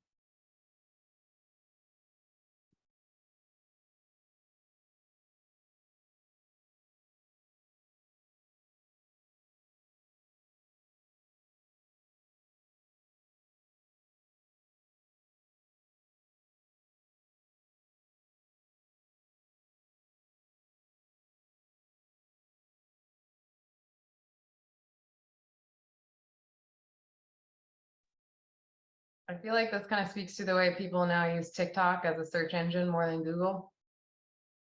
You know, like why would I use Google? I have to wade through answers. I have to wade through the shitty algo. If I just use TikTok, it's like location relevant. You know, if I want to find the best place to eat, let me just go to TikTok. Like, I can relate because it's how I feel about YouTube. I find that there's certain sets of questions that I will, by default, intuitively know that YouTube is the place to ask that question, and I'm getting now with Chat GPT, where there's some questions that are obviously, yeah, this is not a Google question, this is a Chat GPT question. I tried searching on TikTok for things, and I get it. It's, you know, quick 6-second results of something that's relevant, but yeah, I'm just not I'm not TikTok. I don't have TikTok reflexes. I have too much patience for TikTok. I hope. I don't want to be a TikTok person. My dad sends me TikTok links. It's like 90% of what he sends me is like, saw us on TikTok, Camille. It's like, okay, Dad, like I love this for you. This is just replace the television in your life. You know, I don't think it's healthy for us to be watching so much short form content. Like it kills the focus. Have you guys heard of screen induced autism or ADHD, right? There's a product for that in TBD catalog. It's called ear freshener. Very prescient because it's a real fucking diagnosis. For sure. Definitely. Definitely. It's also like one of the things that was disappointing for me when we got the kids tablets for the first time to keep them occupied on a plane, that like how much of those really shitty, grindy, dark design patterns they put into games that are targeted at 3 to 5 year olds. So the first thing we teach them is how to grind. And and you get coins. And what can you do with the coins? Well, you can buy this shit. And I was like, this is wrong. There are educational applications that teach you how to read. Some idiot put the same mechanics in the educational application. So there was a thing where like my kids had this thing, they were learning how to read, it was great. And then they found out if you did it quickly, you got more coins. And now they just flick through it without doing any of the learning or the effort because they want coins, because you use coins to buy outfits for your alien or whatever the fuck it is. And it's like, who came up with that? Someone who wants your eyeballs more than caring if you understand, right? Like that's the thing. Like I'm really in the no screens before 3 camp. And then if you like read, you know, interviews with like CEOs and whatever, like from tech companies, they're like, oh yeah, I didn't let my kid have a cell phone until they're like 16, you know? Like what the fuck? And you just see these kids with these iPad nannies IRL, you know, and you're just like what is happening to this generation? Like especially because it's so user friendly. It's not like they had to struggle to learn how to use a computer, like no command line navigation or anything. It's just like, oh shit, like people are gonna be like dumb as rocks with very little understanding, with the expectation that everything is like instantaneous and easy to use, you know, and like what happens when you try to teach them real skills, you know, like what happens when they need to learn patience, you know, because that like doesn't exist in like the kind of computer space, right? Like computing is always about getting faster, you know, you used to only patience was built in as part of the mechanisms of the processing, right? And now that doesn't exist. So like, should we put it in intentionally, I guess? Yeah. But the other thing about it is that like patience is very much a part of computing when you're participating in making computing. It takes 45 minutes to build Safari. Like, and actually, no, that's just WebKit. So like it can take upward of 2 hours to build all of the pieces of it from scratch in order to make it run. And if you can't do that, you can't contribute to what the web is. Chrome is the same. It happens on cloud dev, but it takes that long on the best infrastructure Google can be bothered throwing at it, which is pretty good infrastructure.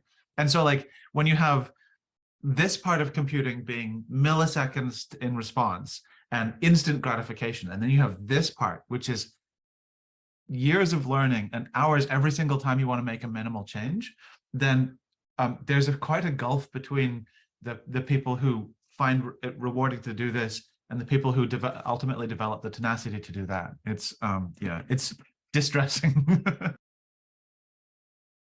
Yeah, our well, team that's has why our team has a budget in the millions of dollars for those compute clusters. that we upload compilation to, and things still take forever.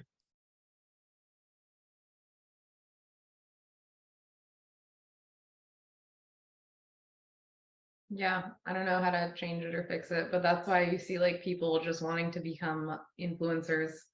'Cause it seems like the only thing they feel like they're capable of, because they have a smartphone and they know how to use the tools, like, yeah, it's it's it's pretty disgusting as a society, I feel like, but I don't know what it would look like to change this, and I don't know how. Like ban all smartphone to under 18, like that feels ludicrous. But like if you think, also alcohol went through a period, right, where it was banned for under 21, Whoa, whoa, whoa, whoa, whoa, whoa, whoa, whoa, whoa. I mean, that's what we're doing here. And we're doing it because we're not doing the antagonizing thing of like, get rid of your iPhone. We're showing other possible worlds. Totally. You know exactly what we're Totally. doing. Yeah, but I guess I'm wondering like the scale of change, right? Like, because I feel like also, That's what we're doing. We're growing this out. yeah, We're building an empire. I'm like with, I you say there. that. I I'm say with we're you building an there. empire. Maybe this is just my impatience. Yeah, right. I complain about everyone else's impatience. I'm just projecting. Well, Yeah, speaking of but someone I who's like think some multiple of your age, you just got to keep grinding on it. It's not going to happen tomorrow. I know, I'm aware. I feel you like, oh shit, Camille's she's in the quicksand. Like, quick, before it gets up to her knees, get her out. Okay, my response to everything is The like, shitty what about weekend. fascism? Yeah, that's right. And another thing. We just need the right leader. The street races out in front of my house. This is That seems like the new variation on that joke. It's like like you have a problem and then you decided to introduce fascism and now you have two problems. yeah, that's right. Yeah. Yeah. Pass the rosé. Yeah. I'm Apparently gonna millennials get blotto on rosé tonight. Just can't deal. I got a headache. Apparently alcoholism is becoming a big problem in Gen Z. And another thing. Well, I look at Ray's got current a day window things. blown out of the back of his thing. It's just like, you know what? Forget it. I'm done.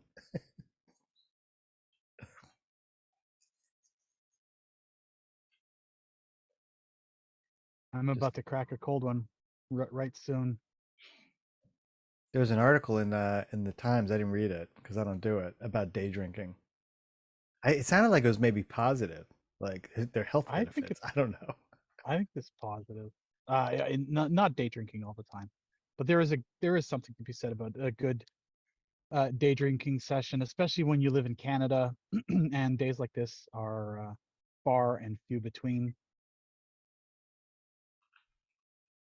Well, few and far between. This close to the solstice, there's not a lot of night to drink in, so you got to take it where you can. Yeah, that's true. That's true. You have no choice, really. You gotta keep the night for sleeping. What was it? That Kiss song? I want to rock and roll all night and part of every day. Oh, is it part of every day or party every day? Oh. No, I totally was like, I want to rock and roll all night. I'm part of every day. Yeah, like not the whole day, just part of it. Yeah, part of it. Yeah. I mean, you got to take a break at some point. Yeah. It's like the rock and roll, but not to excess. I'm going to save some time. I'm what they call a discreet rock and roller. Dre, I caught your right soon comment there. That's got to be your time. You caught my what comment? Right soon. Gonna crack a beer right soon. Oh yeah, right soon. Yeah, there's some Canadianisms in there. Yeah. Randall, just random. Do you know a guy Sterling Crispin. Did he work with you? Yeah, yeah. I didn't work directly with him, but he was in, yeah, in. I love his blog post about Yeah. NFTs. That was what I was pointing everyone to when there was the NFT craze like 2.5 years ago. I don't think I read that one. I'll have to look it up. It was like about energy efficiency because everyone's like, oh, it's bad for the environment because of energy. And it was like the dollar you make from an NFT compared to the dollar you make from, you know, selling a t-shirt is vastly different in terms of energy. But Mhm. NFTs, you're like, you know, if you look at a dollars to energy kind of ratio in terms of your earnings as an artist, like NFTs are way more environmentally efficient than a fucking t-shirt. Sorry, Jed, why were you asking? Oh, I just because uh, I mean, I've learned who he is basically through Twitter and kind of more NFT related things, but I know that he wrote a bunch of stuff when you released the product recently about having worked on it. And Yeah, yeah. No, he's a good talked a dude. lot Seems about like. it and didn't seem to Yeah. get in enough trouble to take it down. So that was interesting and fun. But also kind of, to me, characterized why a lot of people are asked to take those things down, because some of the stuff he was saying about the way that it anticipates your eyes made people believe that it could see into the future. And it's like, well, insofar as Newtonian mechanics allows you to look into the future, yes. However, so that was it was very interesting, and Yeah. I haven't spoken to him about what kind of fallout there was talking to the people who sort of anxiously pointed at contracts he signed when he left. But it was interesting for me to see the way that the world also reacted to it. It was like, oh, I see. We need to be careful. But yeah. Yeah, he always has a good take on things. Maybe a bit controversial in a good way, like you're saying. But yeah, I appreciate things he writes. Yeah. So he designs circuit boards for art purposes, and this is one of them that I picked up. Oh, This is cool. a fun one. So he also, because you need to like order a minimum of boards from like Osh Park or wherever you order your boards from. If sometimes he sells some of the boards that are part of sculptures, but you know, the sculpture only needs one of them versus many of them. So I have one of those too. But yeah, I'm a big fan, and now I feel like a creep. Yeah, he's got some cool circuit board kind of in between the layers kind of thing that he makes there. Who is this? I don't know who this is. Maybe I do. Maybe I didn't hear the name, but I don't think I did. I feel like I posted something maybe in one of the Web3 channels down there with some projects of some of his work. I think he or something with oh God, I'm forgetting the name. I'm not looking at the Discord. Sorry, what's the name? Oh, Sterling. his name is Sterling Crispin. Sterling Crispin. Yeah. He's like background in engineering and art tech related stuff, and worked at Apple for I guess a few years at least, huh? Is that Yeah. right? His name sounds like an apple. Yeah. That's right. Yeah, it's a Sterling Crispin. Yeah. With I Neil. approached him when we were talking about making digital accessories last year for a chore coat release. I approached him, but he said he didn't want to. He was working on a fashion thing with someone else, so he didn't want to do a different fashion thing. Mm. Yeah, it's interesting always interesting to meet the people who kind of come into Apple and do it for a while and then find that it doesn't quite work for them, and what else they do with the sort of the knowledge of how everything works as a consequence of it. Like Robbie Tilton is another one who had a similar trajectory, and he's down in LA now. I don't know if you guys know him, but he's got some pretty cool stuff in the sort of the spatial space as well, but was more artistic than Apple generally Oh yeah. willing to countenance.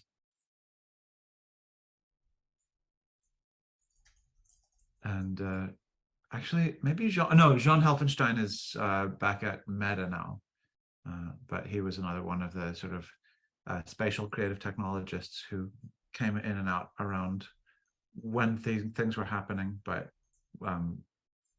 very understandably, no shade, didn't have the patience to wait around for when it was actually ready for reals,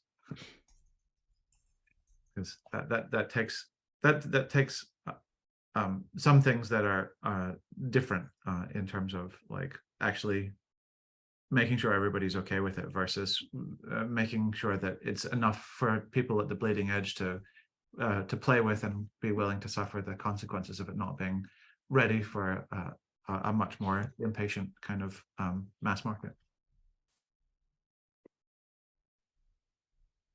And the thing that I found is rekindle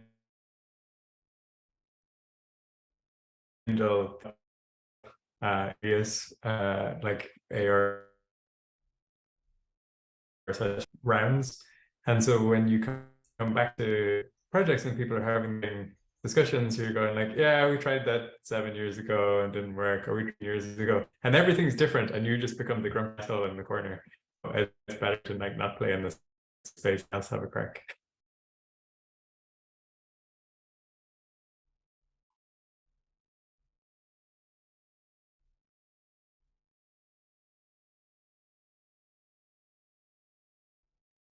Yeah, that one is really hard because there are some things that can and have and will have changed based on technology and mores, and some things that are eternal. Like there's only so much light that you can get from a battery, but many other things can change and have. And having people have the patience to pick those apart is really challenging. Like I've been trying to see if there's anything worth salvaging from VRML, and I cannot find anything yet. So if anybody has believes that ever came to anything worthwhile, then I would love to hear from them. But it's tricky because they believed a lot of things that I don't think are important anymore.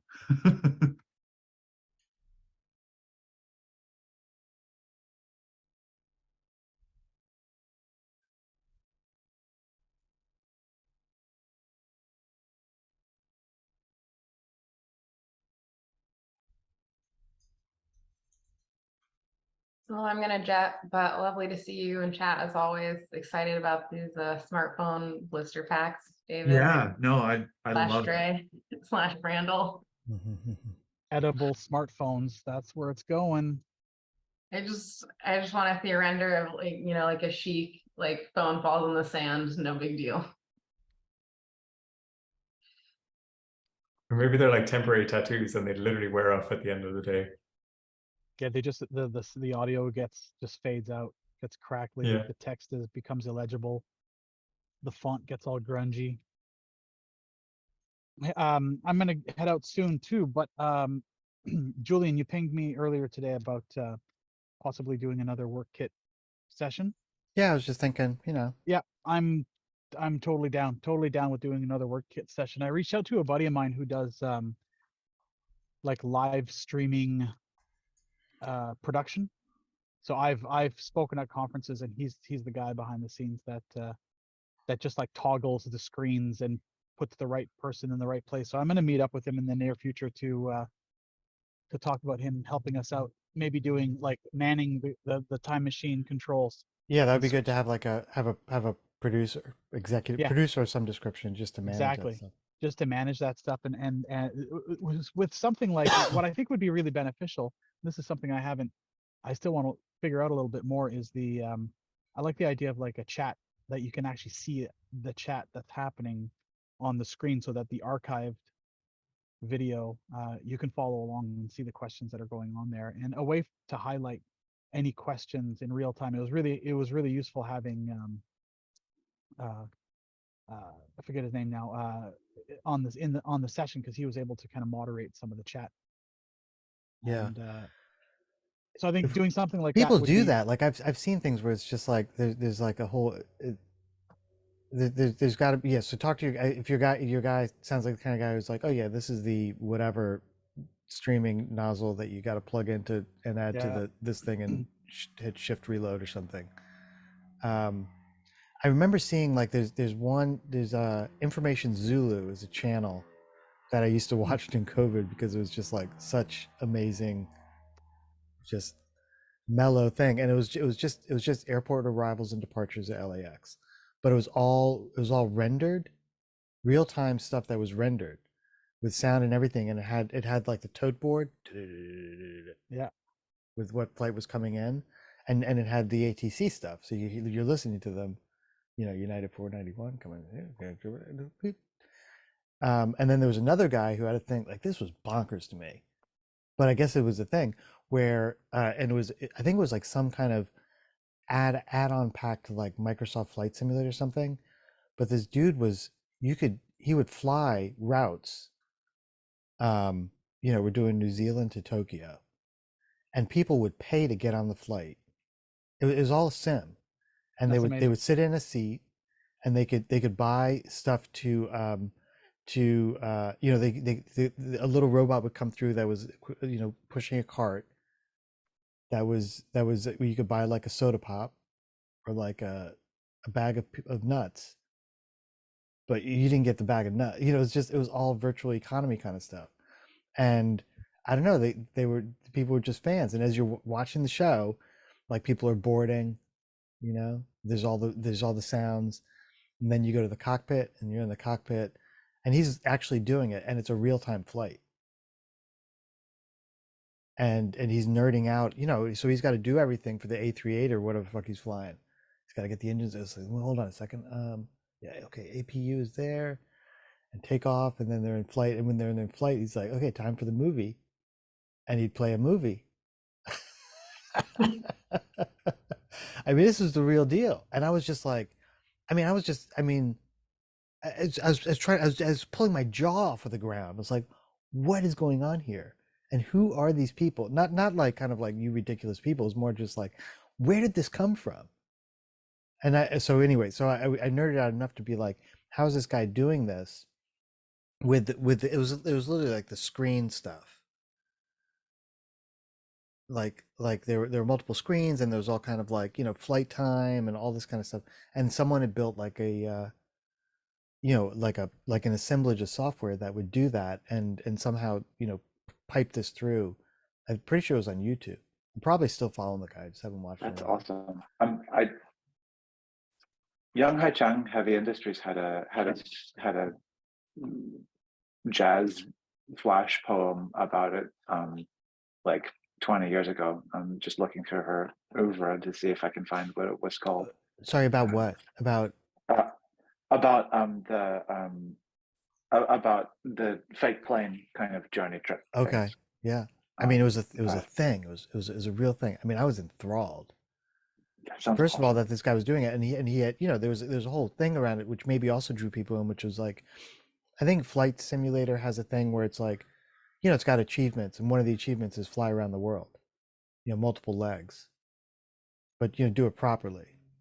And so people are probably like, yeah, let's go along on this guy's doing this over several weeks or whatever it was. It wasn't all in one hop. And when you're buying the almonds, it's like like a tip jar. $3 for a bag of almonds, which is probably way too cheap for an airplane. You go on an airplane, it's like you want some crackers, and it's like $17. Don't drink the water on an airplane. Don't drink it. Oh no, is this a new thing? Yeah, don't drink the coffee on an airplane or the water. Wait, why not the coffee? I always get the coffee. It's like so suitably shitty. Because it's made with the same water. Apparently, the tanks don't get cleaned very well. If you ask an airline attendant if they drink the water on the airplane or the coffee, they'll probably say no. I'm only saying that because it's fresh in my mind. Yeah. Because of the Alex Goldstein, PJ Voigt's podcast, his new podcast called Search Engine. He used to be one of the. Oh yeah, he was doing the crypto island stuff. Well, he was the reply all guy that got canceled for Got being a- canceled. Yeah. yeah, Yeah. for being like an angry boss, which is like sometimes bosses are angry. But yeah, that was the podcast I listened to at whatever 6 o'clock this morning when I woke up and I didn't feel like getting out of bed. So yeah, no Okay. more coffee. I'm not sure. I No more mean, coffee for this guy. yeah, interesting. Maybe. Okay. But I mean, who does clean out their water tanks, really, at the end of the day? I don't know. I was just about to leave to go clean out my water tank now. So Yeah. all right, Then fellas, nowadays they bring around the water in a bottle, don't they? Do they? Or they do they do. pour it? Yeah, they just they milk it right out of the airplane into the bottle. Be, be care, Yeah. Dre, All right. Dre, be careful of those public beer taps. Yeah, you're right. You're right. Public beer taps. Oh geez. All right. That explains the hangovers. All right, friends. Enjoy the weekend. Yeah, I'm Have a gonna good bounce weekend. too. I got another Yeah. call and then a meeting. Okay. Good seeing you guys. Jed, I Sounds threw a good. couple more sheep in there. I'm almost there. I think I got one left. Yeah. Okay. Cool. Sounds great. See you guys. Yeah. Okay. Bye.